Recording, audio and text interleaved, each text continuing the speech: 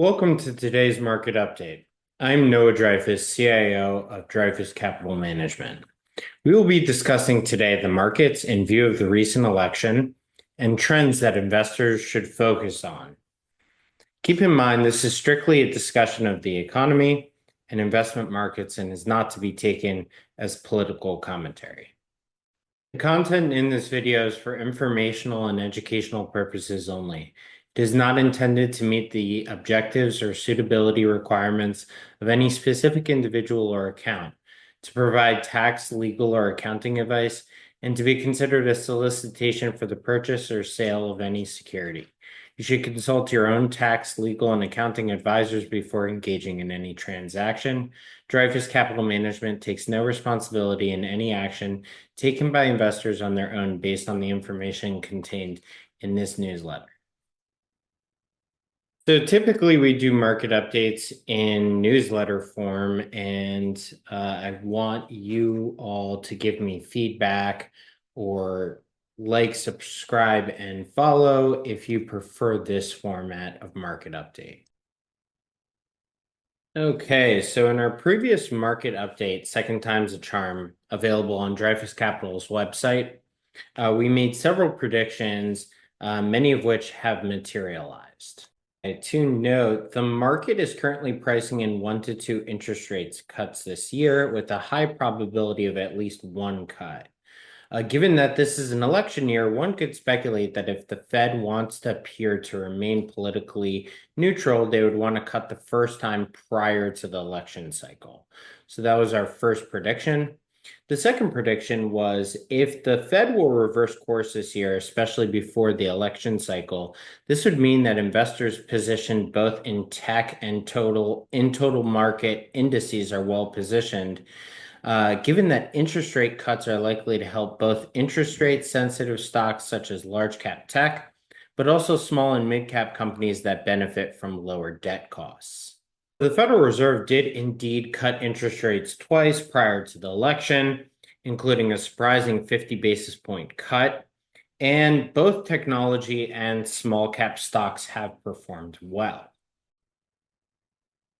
So as we see here, the iShares Expanded Tech Sector ETF, which is a measure of the total tech sector, has risen about 45% so far this year. And then the Russell 2000 lagging behind the tech sector, but rising sharply in the past couple of months since the election, has risen 17% so far this year. What is curious to note, however, is that while the Federal Reserve has been cutting interest rates, long-term interest rates have actually risen. So when the Federal Reserve hikes or cuts interest rates, what we're talking about is the shortest loans available. So the loan rate at which banks lend to each other overnight, which is very, very, very short term. So you can see here on the left that short-term interest rates have been falling along Federal Reserve's rate cuts, but 5 and 20-year interest rates have actually been rising, as you can see here.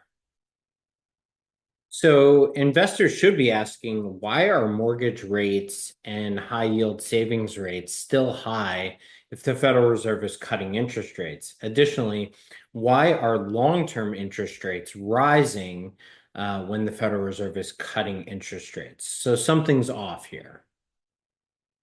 So as we mentioned, when the Federal Reserve is hiking or is cutting interest rates, what we're really talking about is overnight loans that banks can make to each other. That is the shortest form of debt. So long-term interest rates or the yield off of debt, such as mortgages, those are influenced by market forces. And the question is not simply why rates are rising on long-term debt, but why is the market driving long-term rates higher despite the Federal Reserve cutting interest rates? So most people are familiar with credit cards and servicing credit card debt. So let's say you use a credit card and you rack up some debt on that credit card. If you only make the minimum payment, well, the minimum payment is set at 2 to 4% of the total balance of the credit card, depending on the credit card company. And so if you only make the minimum payment, the credit card is going to additionally charge you the interest off of whatever debt you're revolving from one statement to the next. And if you don't pay that in addition to the minimum payment, what's going to happen is that interest expense rolls into your principal or the total balance due on the next statement cycle. And so, reminiscent of that example, the US government's fiscal trajectory forward looks kind of similar to that. So, here we are looking at total public debt as a percentage of gross domestic product. And as you can see, the national debt exceeds 120% of GDP. And annual interest expenses are now surpassing the $1 trillion mark, greater than the national defense budget. And so the situation is increasingly becoming unsustainable.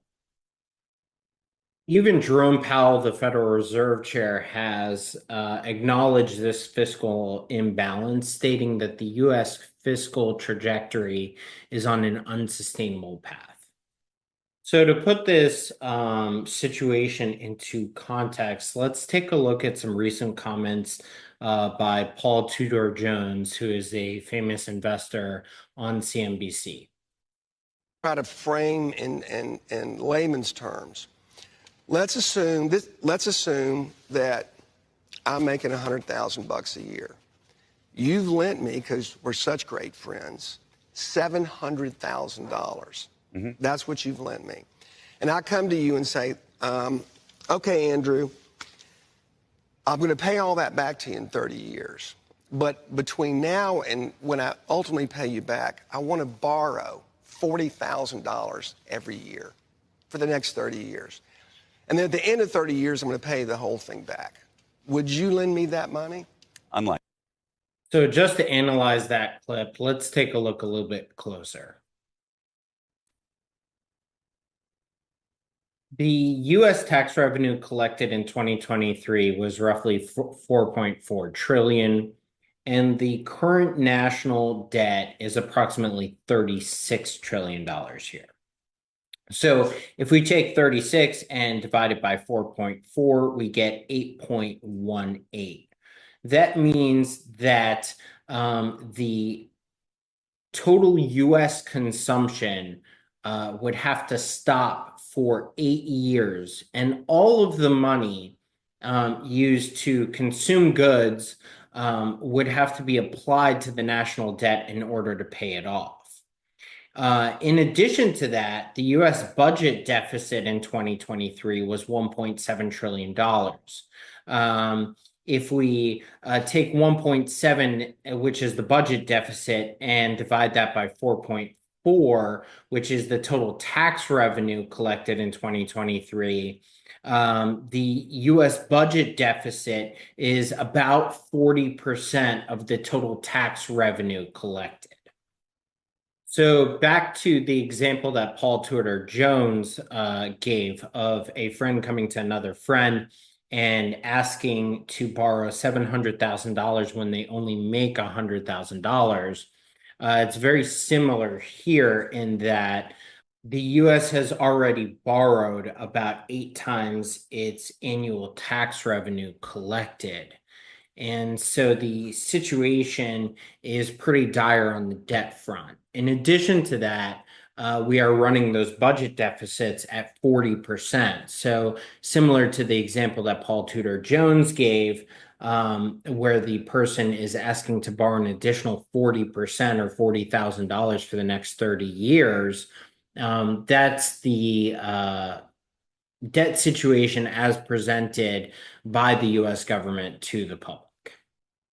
And so the only tool that the market has to price risk in debt is the yield attached to that debt. So there are credit ratings, of course, associated with debt, and those can rise and fall. But ultimately, the pricing tool or the way that the market affects debt is by the yield attached to that debt. So if the market suspects that an institution, even the US government, is not going to be able to pay down its debt long term, it has to charge an interest rate commensurate with that risk. And therefore, investors should be asking, what is the appropriate rate that long-term US government debt should have or should pay commensurate with the higher risk of government default? And so, in order to answer that question, we have to have a baseline of what debt should pay. And then we can say, okay, due to the increased risk of default, we should be paid more than that. So the 10-year Treasury yield should generally match US GDP growth. And there's a reason for that. That is to say that the economy will grow over time at an average pace, and that should drive inflation. And so, since holders of debt, if I own debt, I've purchased that debt with, let's say, cash savings, and I'm unable to spend that cash in order to buy goods and services in which I need. And so I deserve to be compensated by the average measure of inflation over time if I'm going to be enticed or induced to purchase debt. And so I need the value of my cash to at least stay the same over time. And that's where that interest rate on long-term debt falls into place. And so for our purposes, that means that the yield generated by long-term debt holdings, assuming no credit or default risk, meaning our baseline, should match GDP growth. And so between 2014 and 2023, US GDP grew at a pace on average of about 2.3%. Falling in line with that, the average 10-year US Treasury yield was 2.3% between 2014 and 2023. And the average 10-year US Treasury yield was 2.3%, falling in line with GDP growth. As of the writing of this market update, the 10-year US Treasury yield was approximately 4.2%, well above that 2.3% average. And that either reflects concerns that inflation will likely rise in the future, or that the US government will not be able to pay down its debt effectively in the future, or a mixture of both. And so the fiscal US debt situation is not great, and we continue to spend a lot of money on a public sector level. And so, if we are going to remedy that, there are two possible solutions to a debt spiral. The first and most obvious is going to be austerity, and that is to cut all spending down to a minimal level possible. The second way to remedy a debt spiral is by growing your way out of the debt spiral. So growth or growing gross domestic product past the level where the debt is a burden. Another variable in those two possible remedies to a debt spiral is tax policy. So as we can see here on the left with Greece during the Eurozone crisis, austerity measures with tax increases as implemented by Europe in the past may slow debt levels rising. You can kind of see here debt to GDP kind of falling flat between 2010 and 2018 in Greece. But slowing the debt to GDP growth doesn't solve budget deficits. And so you see kind of with the UK, the budget deficits continue to rise as austerity measures were put in place. And they also tend to stall GDP growth. As you can see here, there's been almost no growth in Greece or the UK during these time periods. Meanwhile, in Argentina, a much different scenario is taking place. Prior to Javier Milei's presidency that began in December of 2023, inflation doubled in Argentina every single year for 3 consecutive years. So in 2021, it was 50% inflation. In 2022, it was 94% inflation. And in 2023, it was 211% inflation. So really a hyper inflationary scenario. And in December of 2023, Argentina was averaging a 25.5% monthly inflation rate. So where are they now? As of November of 2024, that rate has dropped to a monthly inflation rate of 2.4%. In American terms, that might seem really high, but when you are dealing with a history of 211% inflation year over year, that is a 90% improvement from where you were at with a 25% monthly inflation rate. Let's take a look at some recent comments or announcements that Javier Milei has made. Santiago Bausili para anunciar algo que hace tan solo unos pocos meses parecía imposible en la Argentina. Quiero anunciar que el sector público nacional registró durante el mes de marzo un superávit financiero de más de 275.000 millones de pesos, logrando de esta manera, y luego de más de casi 20 años, superávit financiero de 0,2% del PBI durante el primer trimestre del año. So that is quite a dramatic change from where the Argentinian economy was in the past few years. And the question is, how did they do it? Key policies implemented by President Milei in terms of fiscal austerity have been rooted in cutting government, not expanding government, and reducing the monetary supply, as opposed to austerity and hiking taxes in order to increase revenue. Really cutting the size of the government was the key to Javier Milei's success in Argentina. So it turns out that reducing subsidies and reducing the size of government has a dual effect of reducing inflation and boosting the economy. So the stock market has been rallying since the election, and since the election, it's been really rallying on a lot of different factors, but one of them being the agenda of Elon Musk and Vivek Ramaswamy's project, DOGE, which is Department of Government Efficiency, to make the government more efficient, right along the lines of what the Milei administration has done in Argentina. And so without getting into a political rabbit hole of what can and can't be done by the DOGE or the new DOGE administration, the market is pricing in that Elon is capable of bringing about sweeping change to a regulatory complex that makes growth in the United States difficult. And so while entitlement programs like Social Security and Medicare, among others, are unlikely to change in the Trump administration, significant excess could be cut from the government procurement process, specifically or especially in the defense complex.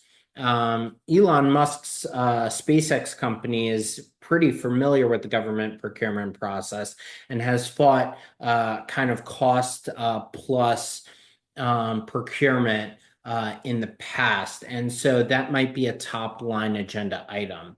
Another possible top line agenda item for Doge would be government subsidies and foreign aid, which has kind of been a pet project for Trump in his previous administration.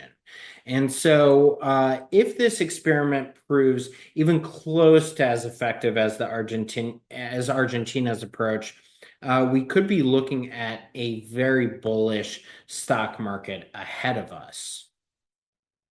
Let's take a look at Argentina's stock market so far this year and several stocks that you as Dreyfus Capital investors own. Okay, so as you can see here, we have pulled up here the total stock market in Argentina as represented by the Global X MSCI Argentina ETF.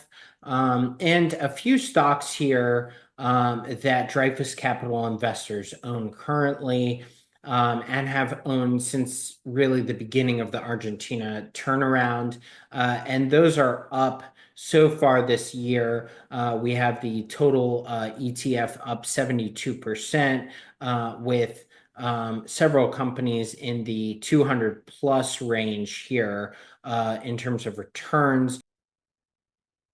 So hype is certainly building about the prospects of a major turnaround in the US fiscal debt situation, as well as the US economy. And bubbles in risk assets have started to become noticeable.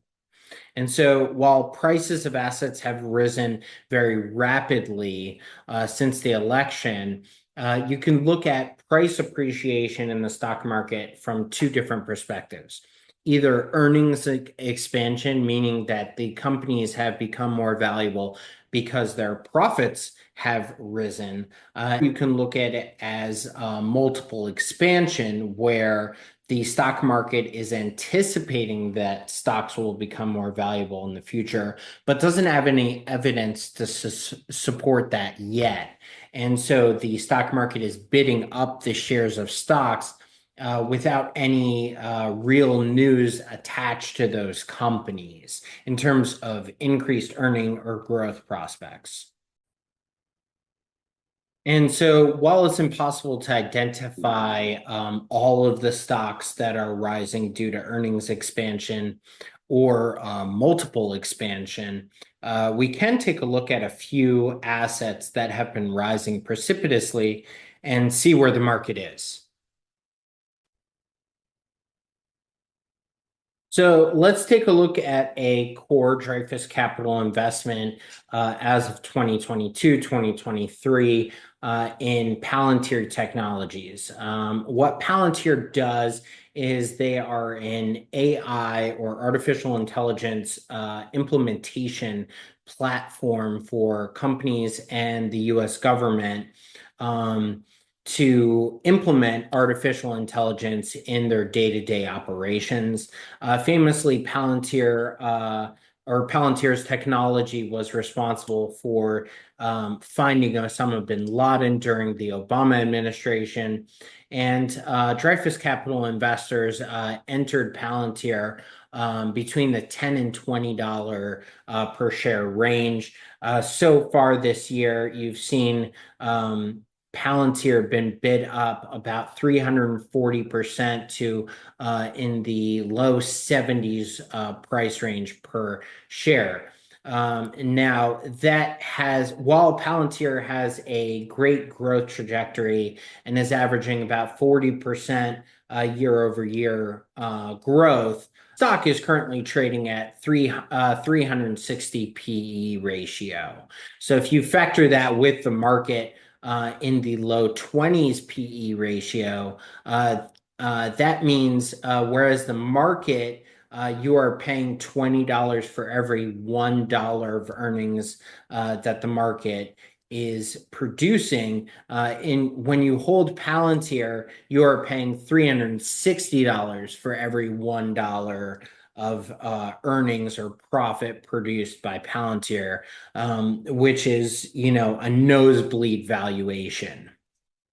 And so let's juxtapose that scenario with NVIDIA, which has literally quadrupled their earnings over the past year and is a much larger company.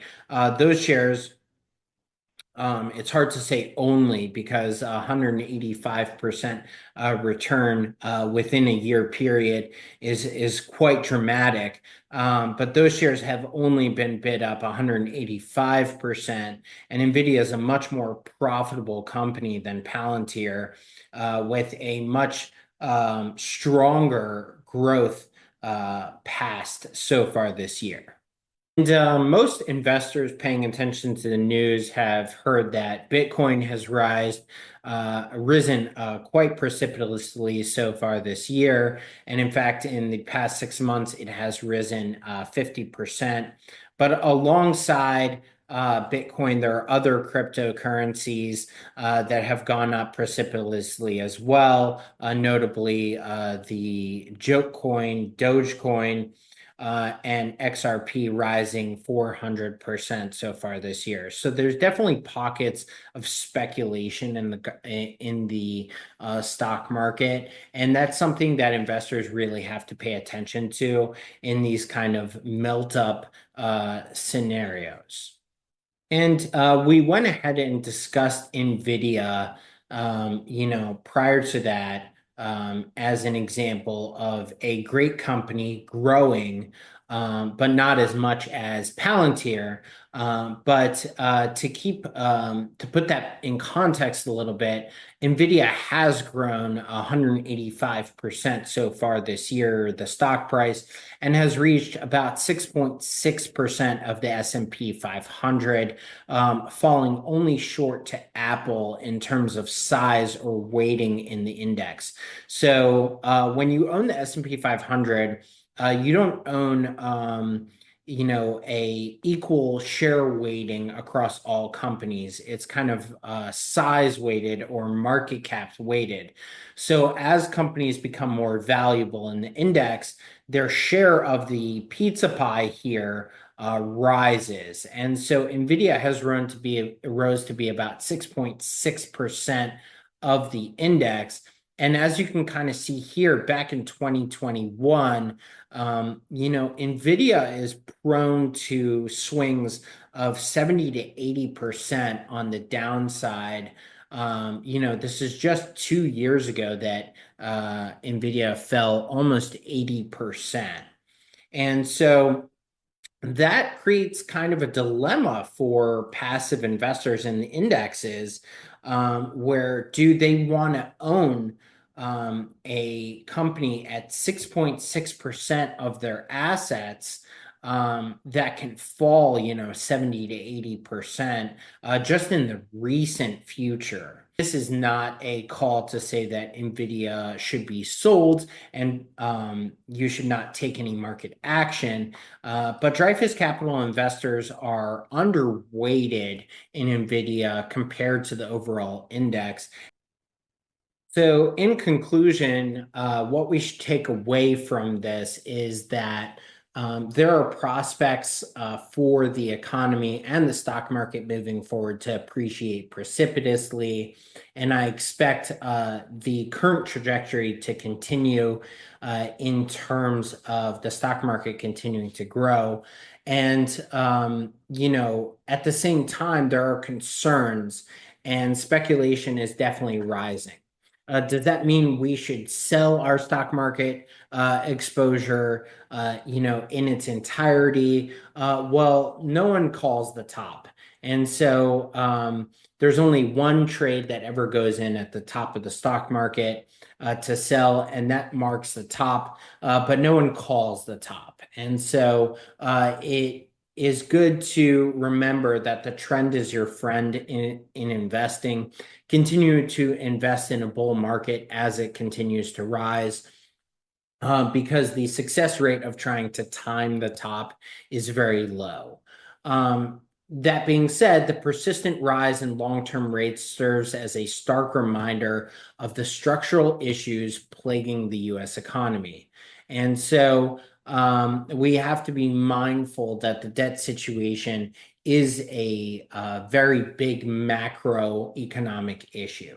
The example of Argentina under Javier Milei, however, offers us a compelling case study in the power of doing things correctly and fixing the fiscal deficits correctly, and how that can stabilize an economy and grow the stock market. So for the US, incremental steps to reduce government waste and improve efficiency in areas like procurement and subsidies could yield meaningful results that could power the bull market forward. As the market continues to evolve, one certainty remains: adaptability and informed decision making are the keys to thriving in uncertain times. Thank you very much, and I hope this helps everyone that watched it.